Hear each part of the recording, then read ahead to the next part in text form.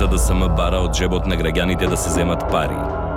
СДСМ предлага зголемување на даноците, намалување на пензиите, платите.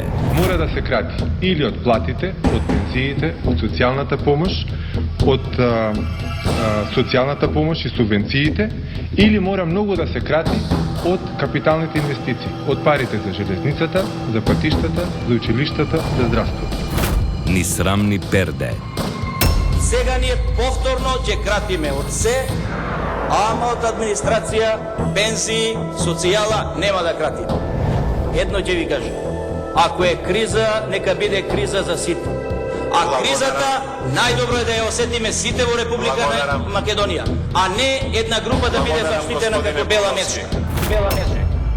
Каде бараат кратење на плати, пензии, субвенции. СДСМ повторно ги навредува работниците, пензионерите. Ова ли е економската стратегија на СДСМ?